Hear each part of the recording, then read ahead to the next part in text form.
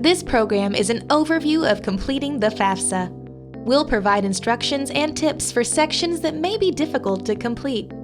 After viewing this program, we hope it will help students and parents better understand how to complete the Fafsa and to complete it accurately. Remember, if you have questions, use the resources given at the end of the program. Let's begin! The Fafsa uses skip logic. This means that not all Fafsas will have the same questions. For example, a student completing the Fafsa the first time will have questions that a student completing a renewal Fafsa will not see. Another example is a student who is age 24 or older will not have all the dependency section because the student is the age for an independent student. A few tips before getting started. If you're not sure how to answer a question, click on the question mark at the end of each question. This feature offers a detailed explanation of the question. When moving through the Fafsa, make sure you use the Next and Previous buttons near the bottom. Do not use the browser navigation arrow, which may cause you to lose information and have to start over. The free application for Federal Student Aid, or Fafsa, is used to apply for financial aid to help students pay for college and college-related expenses.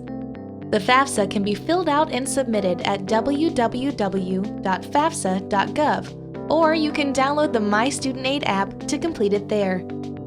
The Fafsa determines if you'll need parental information, such as your parents' marital status and tax filing information. If you're at least 24 years old or married, you will not need parental information. However, if you're a high school student or recently graduated, chances are you will need information from your parents. The Fafsa has a section that determines if parental information is needed. Okay, time to start a new Fafsa. First things first, it's best to have an FSA ID, which is your username and password when you fill out the Fafsa. That will be used to electronically sign the Fafsa and transfer some tax information from the IRS. It can also be used later to access your federal student aid records. You can create your FSA ID from the Fafsa. If parental information is needed, at least one of your parents will also need an FSA ID. Parents can create the FSA ID here as well. Once done, it's time to select the academic year. That's the year you will be in college. Now, on to the Save key. The Save key allows you to save the information you filled out so far and return to complete and submit your application. This is where you'll create a 4 to 8-digit alpha and/or number code. By the way, your Save key should not be shared unless it's shared with your parents, so they can complete the parental section of the Fafsa. Okay, you're all set to move on to the first section of the Fafsa. This first section asks for basic information. Please make sure that the name you enter is exactly the same as it appears on your Social Security card. Do not use nicknames or abbreviations. Remember, if the name you submit does not match the name on your Social Security card, there will be lengthy delays receiving or processing your federal student aid. Next, provide your email address, and be sure to check it regularly. Email will be the primary way that the Department of Education and colleges contact you. Next is student eligibility. If you're a male and completing the Fafsa for the first time, the student eligibility section will ask if you're registered with Selective Service. If you're not yet registered, you can use the Fafsa to register, since you must register with Selective Service before you can receive federal student aid. In the next section, you'll be asked to enter the name, city, and state of your high school, then click Search. Select the school from the menu, then click Next. Next up is the question about school selection. This is where you'll select the colleges that you're considering attending. Returning college students, make sure you enter the college that you're returning to. You can select up to 10 colleges when you first submit the Fafsa. Later, if you need to add more, you can do so by going back to your saved Fafsa. If you would rather look at all available colleges in a given state, select a state, and the form will give you the alphabetical listing of all the colleges in that state. You can also narrow the search for colleges if you know the name of the city. Simply click on each college you'd like to attend to add it to your Fafsa. Finally, select whether you will live on campus, off campus, or with parents. The next section is called Dependency Determination. This section will determine if you need information from your parents. By the way, for the Fafsa, parents are defined as your birth or adoptive parents. You should answer questions based only on your birth or adoptive parents and on no other persons. Note that if you answer yes to any question in the dependency section, you will not need parental information. Some questions will already be answered based on previous information entered. Just a quick reminder, the Fafsa has some specific definitions, so remember, if you don't know how to answer a question, use the question mark to get a more detailed explanation. There is a section called Special Circumstances. Here's what that means. If you are required to provide parental information but cannot due to a special circumstance as defined by the Fafsa, you may complete the Fafsa without your parental information. But you must contact the colleges you are considering attending for additional instructions.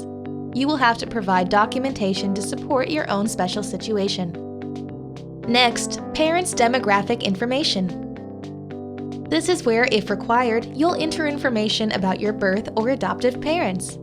First, enter your parents' marital status. This will determine if you will need to enter information for both of your parents.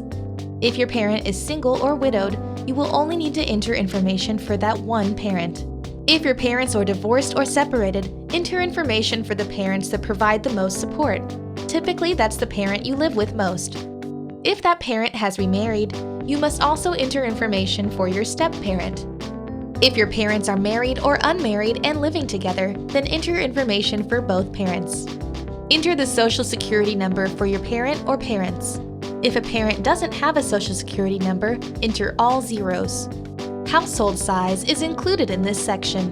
The number for parents and the student will be pre-populated. For the parent or parents who you are using for the Fafsa, enter the number of your parents' other children, even if they do not live in the home, if your parents will provide more than half their support during the academic year you are applying for aid, or if they can answer no to every dependency question.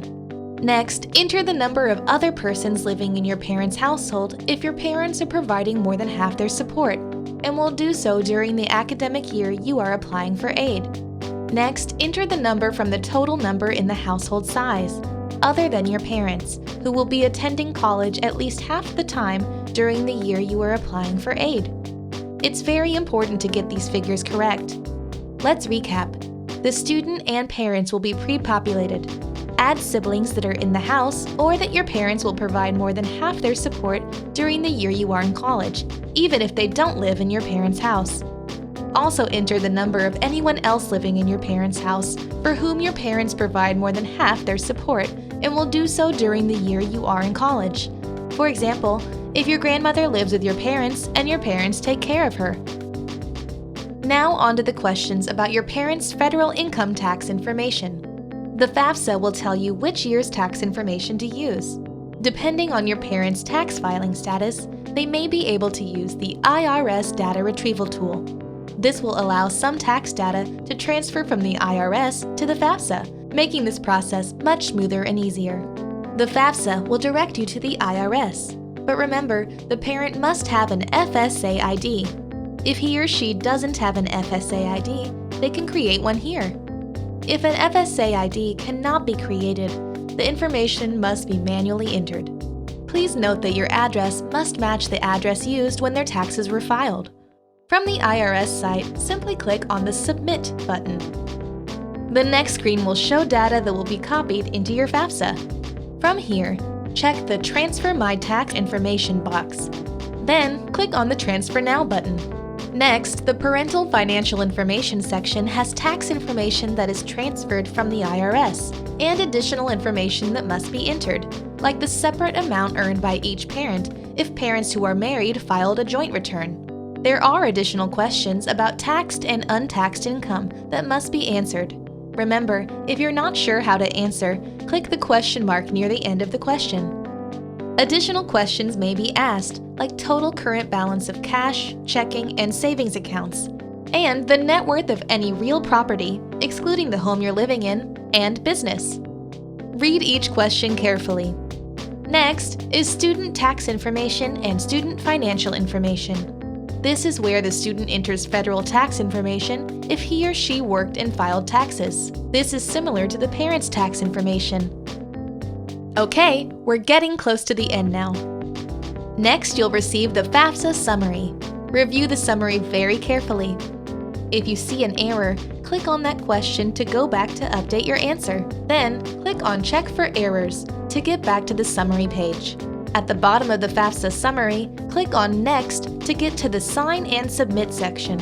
This is where you and one of your parents sign the FAFSA. If the FSA ID was previously used in the FAFSA, it will not be needed here.